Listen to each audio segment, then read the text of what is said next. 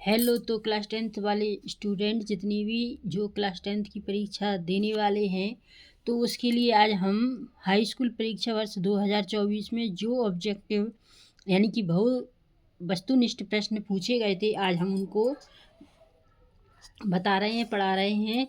तो आप लोगों को ये अच्छे से कर लेना है, क्योंकि 2024 में जितने भी बहुविकल्पीय प्रश्न आए थे हम उनको बताते हैं।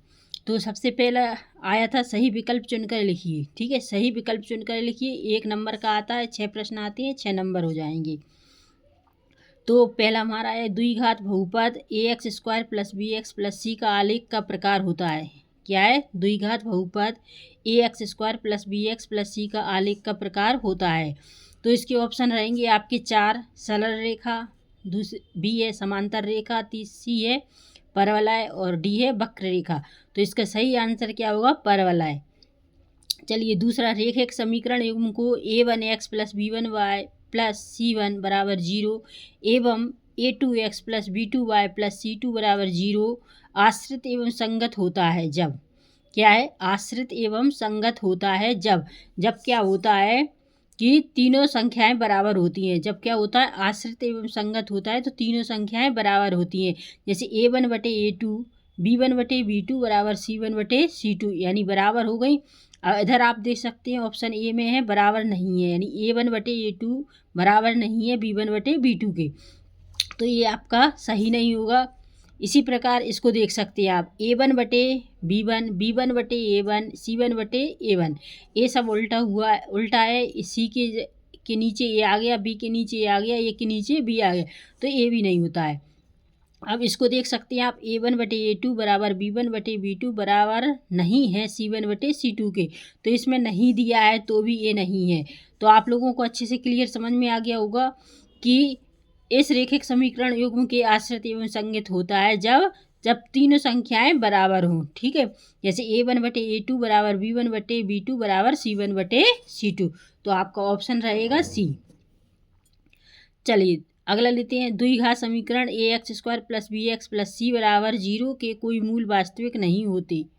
ठीक, क्या है? द्विघात समीकरण ax² + bx + c = 0 के कोई मूल वास्तविक नहीं होते।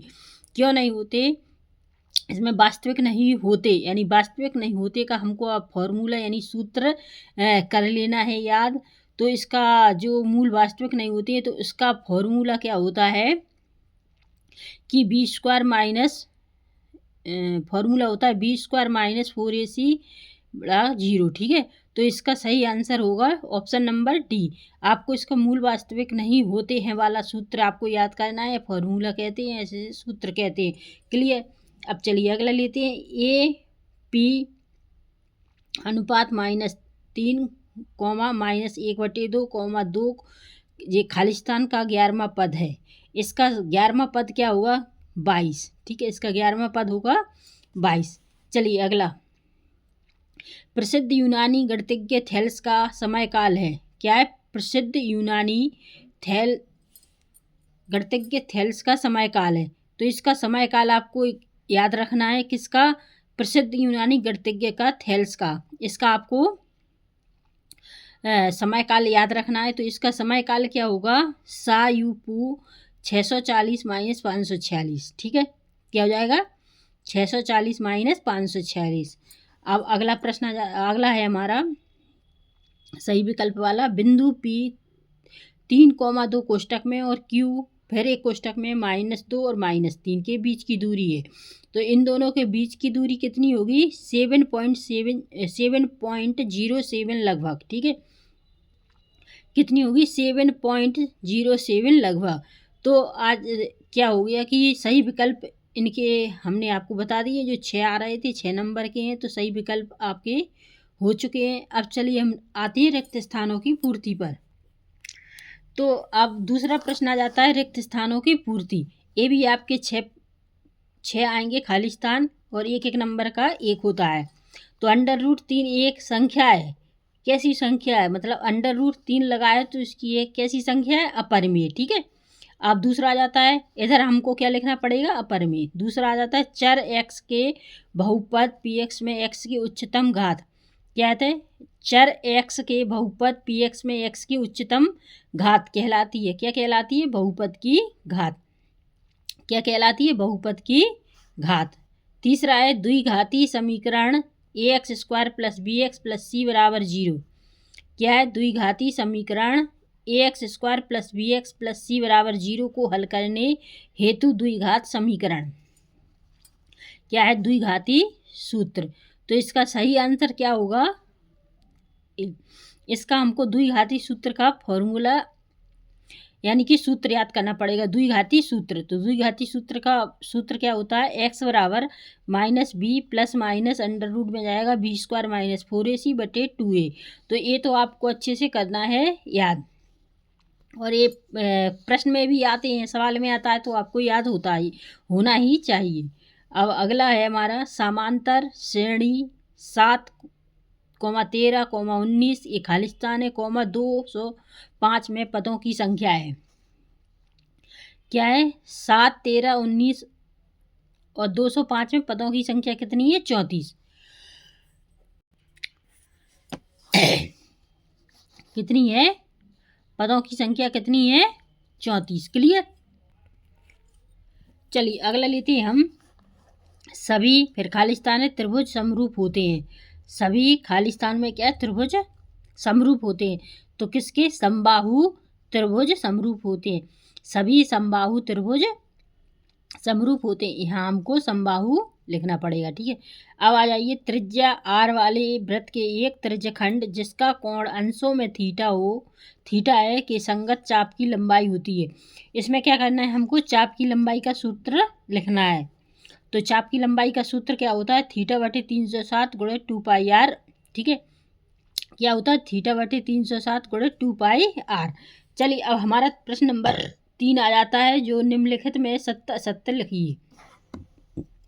क्या जाएंगे? सत्य असत्य। ठीक है, तो चलिए क्या कहता है? पहला, वृत्त को दो बिंदुओं पर प्रतिच्छेद करने वाली रेखा को तिर्यक छेदी रेखा कहते हैं। यह सत्य है या असत्य पूछा है। क्या है? वृत्त को दो बिंदुओं पर प्रतिच्छेद करने वाली रेखा को तिर्यक छेदी रेखा कहते हैं। यह सत्य है या असत्य? तो ये हो जाएगा सत्य। एक निश्चित घटना की प्रायिकता एक होती है। एक निश्चित घटना की एक प्रायिकता होती है, एक होती है, हाँ होती है। तो ये कैसा है? सत्य है। अगला जाइए। अर्धगोले के आयतन का सूत्र 1/3πr³ है, जबकि r गोले की त्रिज्या है। क्या है? अर्धगोले के आयतन का सूत्र 1/3πr³ है, जबकि r गोले की त्रिज्या है। तो ये कैसा हो जाएगा? असत्य। तो ये कैसा हो जाएगा? असत्य। चलिए अब हम चौथा लेते हैं। त्रिकोणमितीय अनुपातों की सहायता से किसी वस्तु की ऊंचाई या लंबाई या दो सुदूर वस्तुओं के बीच की दूरी ज्ञात की जा सकती है। क्या है? त्रिकोणमितीय अनुपातों की सहायता से किसी वस्तु की ऊंचाई या लंबाई या दो सुदूर वस्तुओं के बीच की दूरी ज्ञात की जा सकती है। कैसे ज्ञात की जा सकती है? सत्य है। ये क्या कह जाती है? सत्य है। पांचवा, दिए गए प्रेक्षणों में वह मान जो सबसे अधिक बार आता है माध्य कहलाता है। दिए हुए प्रेक्षणों में वह मान जो सबसे अधिक बार आता है माध्य कहलाता है। कैसा कहलाता है? असत्य। ठीक है, किसी प्रयोग की सभी प्रारंभिक घटनाओं की प्रायिकताओं का योग एक होता है। किसी प्रयोग की सभी प्रारंभिक घटनाओं का प्रायिकता एक होती है। सत्य है। देखो ऊपर भी दिया था, एक निश्चित घटना की प्रायिकता एक होती है, इधर भी प्रारंभ घटनाओं की प्रायिकताओं का योग एक होता है। तो ये भी सत्य है। क्लियर? अब आ जाती है सही जोड़ी, जो कि हमारे प्रश्न नंबर 4 में आता है। तो प्रश्न नंबर 4 में सही जोड़ी स्तंभ ए और स्तंभ बी के द्वारा हमको इनको सॉल्व करना है। तो इसमें आपको फॉर्मूले वगैरह भी आते हैं। तो अब देखिए, जैसे sin² 25 degree plus cos² 25 degree है, तो इसको किससे मिलाएंगे? तो किस क्या जाएगा? एक, यानी sin² theta plus cos² theta बराबर क्या होता है? एक। इसमें कन्फ्यूज करने के लिए आपको 25 डिग्री लिख दिया है। कैसे? sin² theta plus cos² theta बराबर होता है एक, तो हमको एक पर लगाना है। ठीक है, एक इसका सही आंसर है। तो tan थीटा क्या होता है? sin θ/cos θ, यानी sin θ/cos θ का मान क्या होता है? तो क्या होगा, टेन थीटा का मान क्या होता है, साइन बटे कॉस थीटा। अब तीसरा है हमारा sec square theta minus one. Sec square theta minus one का होता है टेन स्क्वायर थीटा। ठीक है, अब टेन 30 डिग्री, टेन 30 डिग्री का मान क्या होगा, टेन 30 डिग्री का मान होता है 1/√3। टेन 30 डिग्री का मान होता है 1/√3। अब देखिए त्रिज्य खंड का क्षेत्रफल का आपको सूत्र देखना है। इसमें देखिए कौन सा सूत्र होगा, ए वाला या ए वाला। ये एक त्रिज्य खंड का क्षेत्रफल का होता है, एक त्रिज्य खंड की लंबाई का। तो इसमें पूछा है त्रिज्य खंड का क्षेत्रफल, तो त्रिज्य खंड का क्षेत्रफल होता है थीटा बटे 360 पाई आर स्क्वायर। क्या होता है, थीटा बटे 360 पाई आर स्क्वायर। अब आ जाइए अगली पर, अर्धगोले का आयतन क्या हो जाएगा, अर्धगोले का आयतन। तो अर्धगोले का आयतन क्या होता है, 2/3 पाई आर क्यूब। अर्धगोले का आयतन क्या होता है, 2/3 पाई आर क्यूब। चलिए अब अगले पर चलते हैं हम। तो अगला प्रश्न नंबर 5 आता है हमारा, प्रत्येक का एक शब्द वाक्य में उत्तर लिखिए। प्रत्येक का एक शब्द वाक्य में उत्तर लिखिए। तो पहला हमारा, किसी ए पी का एनवा पद ज्ञात करने का सूत्र लिखिए। तो इसको हमका क्या का सूत्र लिखना है। तो जब हम इसका सूत्र लिखेंगे तो देखिए सूत्र क्या आ जाएगा, ए एन बराबर ए प्लस कोष्टक में एन माइनस 1 कोष्टक बंद और डी। ये आपका ए पी का सूत्र हो गया। चलिए अब आधारभूत समानुपातिक प्रमेय का कथन लिखिए। क्या है, आधारभूत समानुपातिका प्रमेय का कथन लिखिए। तो इसका आपको कथन लिखना है, यानी आधारभूत समानुपातिक प्रमेय। तो इसको तो आपको याद करना पड़ेगा। यदि किसी त्रिभुज की एक भुजा के समांतर अन्य दो भुजाओं को भिन्न भिन्न बिंदुओं पर प्रतिच्छेद करने के लिए एक रेखा खींची जाए तो ये अन्य दो भुजाएं एक ही अनुपात में विभाजित हो जाती हैं। क्या है, यदि किसी त्रिभुज की एक भुजा के समांतर अन्य दो भुजाओं को भिन्न भिन्न बिंदुओं पर प्रतिच्छेद करने के लिए रेखा खींची जाए तो ये अन्य दो भुजाएं एक ही अनुपात में विभाजित हो जाती हैं। क्लियर। प्रश्न है, अब आ जाता है तीसरा, वृत्त की छेदक रेखा की परिभाषा लिखिए। तो इसकी छेदक रेखा की आपको परिभाषा लिखना है। तो छेदक रेखा की परिभाषा क्या है, वृत्त को दो बिंदुओं पर प्रतिच्छेद करने वाली रेखा को छेदक रेखा कहते हैं। क्या है, वृत्त के दो बिंदुओं पर प्रतिच्छेद करने वाली रेखा को छेदक रेखा कहते हैं। अब आ जाइए चौथा, द्विघात बहुपद ax² + bx + c के शून्यांकों का गुणनफल का सूत्र लिखिए। इसमें क्या केवल सूत्र पूछ रहे हैं तो हमको सूत्र लिखना है। द्विघात बहुपद ax² + bx + c के शून्यांकों का गुणनफल का सूत्र लिखिए। तो सूत्र क्या है इसका, c/a। इसका छोटा सा सूत्र है, क्या है, c/a। अब पांचवा आ जाता है, वृत्त के स्पर्श बिंदु की परिभाषा लिखिए। वृत्त के स्पर्श बिंदु की परिभाषा लिखिए। तो वृत्त के स्पर्श बिंदु की परिभाषा क्या है, स्पर्श रेखा और वृत्त के उभयनिष्ठ बिंदु को स्पर्श बिंदु कहते हैं। क्या है, स्पर्श रेखा और वृत्त के उभयनिष्ठ बिंदु को स्पर्श बिंदु कहते हैं।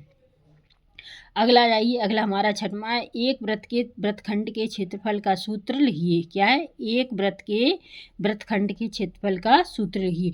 तो वृत्तखंड के क्षेत्रफल का सूत्र क्या होता है, वृत्तखंड का क्षेत्रफल, वृत्तखंड का क्षेत्रफल बराबर संगत त्रिज्य खंड का क्षेत्रफल माइनस संगत त्रिभुज का क्षेत्रफल। क्या है, वृत्तखंड का क्षेत्रफल बराबर क्या होता है, संगत त्रिज्य खंड का क्षेत्रफल माइनस संगत त्रिभुज का क्षेत्रफल। क्लियर। ये आप लोगों को अच्छे से जानकारी समझ में आ गई होगी। मतलब जानकारी क्या, ये 2024 में जो एग्ज़ाम्स हुए थे क्लास 10 के, उसका आपको पूरा प्रश्न, मतलब उसका पूरा पेपर के केवल ऑब्जेक्टिव प्रश्न हमने आपको बताए हैं, जो कि 30 नंबर में आते हैं। यानी कि एक प्रश्न 1 नंबर का आता है, 6 प्रश्न आते हैं और 6 प्रश्न में से 6 सबके भाग आते हैं, तो 6 पंचे 30। ठीक है, तो ये 30 नंबर के आपके ऑब्जेक्टिव प्रश्न है, इनको आप अच्छे से करना, वस्तुनिष्ठ प्रश्न है। तो और अपने दोस्तों के साथ ज़्यादा से ज़्यादा शेयर करना। अगर वीडियो पसंद आई हो तो लाइक कीजिए, शेयर कीजिए एंड सब्सक्राइब कीजिए। Thank you very much. Next video में हम आपसे फिर मिलेंगे, तब तक के लिए नमस्कार, जय हिंद।